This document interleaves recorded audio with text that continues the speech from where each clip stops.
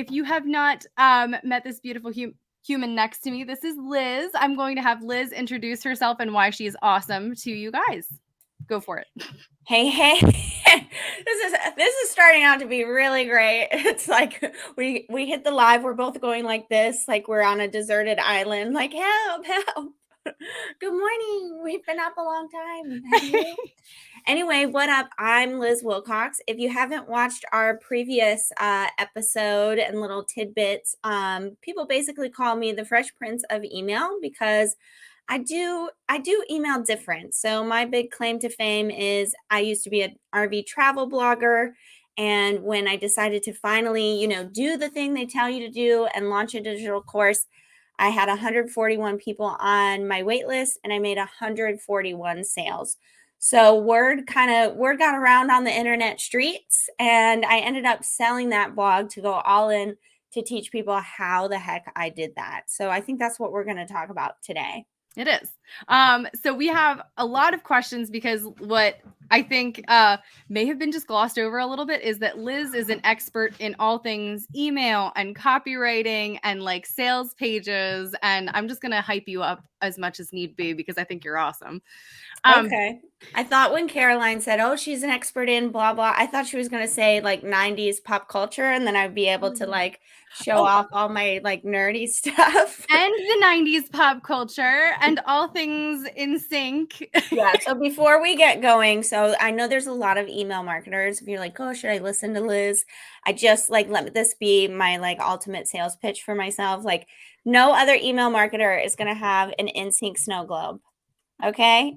That fashions also as a pen holder that I clearly am not. I need more pens because it's empty. But anyway, okay. I'm going to focus today. How do I know what to email weekly when I'm first starting out? At what is the frequency that I should be emailing each week? Yeah. So like I mentioned earlier, it's a muscle you have to build up. I would suggest, especially bloggers, once a week is a real sweet spot.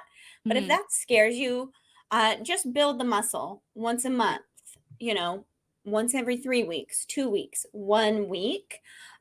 Nothing will get your email out there than putting in your welcome sequence.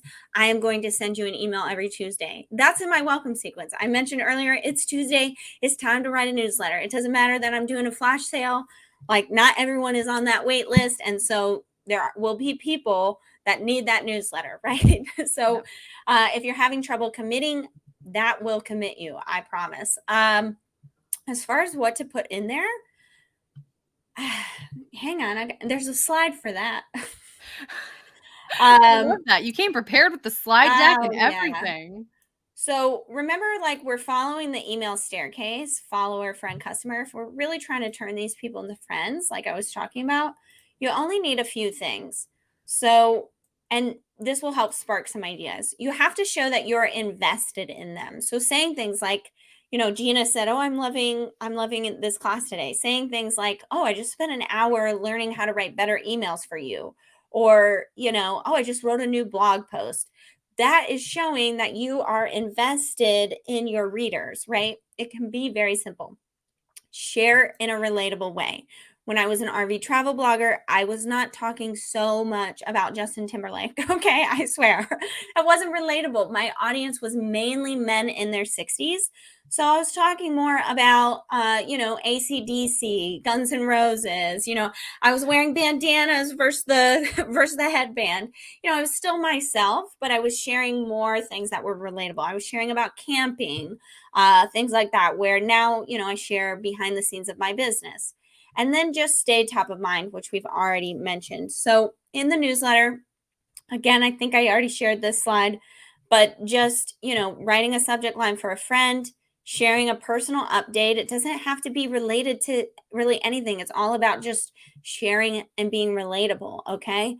And then just segueing into whatever content. If you're a blogger and you blog once a week, boom, that's taken care of. Also, you can share other people's content.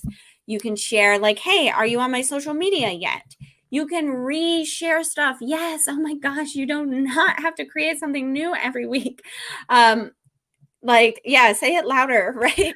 And Please. sharing other people's stuff, you know, putting things in rotation, saying, "Oh, I haven't shared, you know, I haven't shared this blog post since I don't remember when. I'm going to share that," right?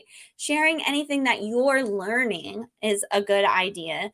You know, sharing friends stuff, right? We talked about Liz building earlier, saying, "Hey, I just met my buddy Caroline. She's got this awesome thing. Check it out." Or she's got this amazing YouTube channel I'm obsessed with right now. Like, let's be obsessed together. Remember, you're turning people into friends. So just think, if this was a person I met at, back to the sewing example, if this was a thing, like I met her at a sewing convention, what would I send her? If I wanted to keep in contact every week, I wanted to make sure we were friends, what would I send? And that's your answer. Yep. I love that. So do you have any, like, I guess, final words on like what people can do, especially when they're first starting out, to kind of get past the like big scaries? I have no other word other than just like the big scaries of hitting send for the first time on an email. Yeah, great question. And this is the part where I've been talking for an hour and a half or an hour and five, and I'm just going to pitch myself. Join my membership. I I will encourage you. I will cheerlead you. I know it's scary. I know it's like, here's the mouse, like, like, I don't know. Just keeping the real answer, just remembering, like, we're just trying to turn these people into friends. Like, Yeah.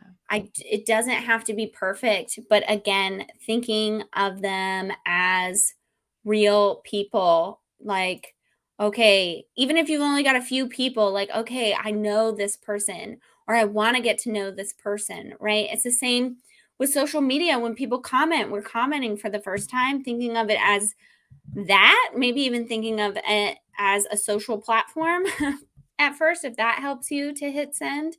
Nothing is finite. Sending newsletters, again, it allows the brand to evolve. So if you mess up this week, you've got another chance next week. Yeah. And join my membership. I'll write it for you. It'll take away all the stress. I was going to say 90% of the stress. You still have to hit send. But you know, again, you can email me. You can, I'll rah the crap out of you. Liz, thank you so much for being here. Where can people find you and find more about you? Yeah, so if you're just getting started with email, of course, you can go to lizwilcox.com and hit the hot pink button and get my freebie. You can get a welcome sequence already written for you and some newsletter samples. But the best way right now is the flash sale, of course. I know Caroline has her affiliate link. That sale ends tonight. And that really is the best way. I retired my services because of this offer. I don't, like, you cannot hire me to write for you. So I really am like inside the membership all day, every day. All I do is promote it or be in it. And so that's really the best way to get my eyeballs on stuff, to get my feedback, and to start writing your emails and get rid of those scaries. I love that. Liz, thank you so, so much for being here today. And everybody go follow Liz. Go get into the email marketing membership if you haven't. It's the best $9 a month that you will ever spend on anything.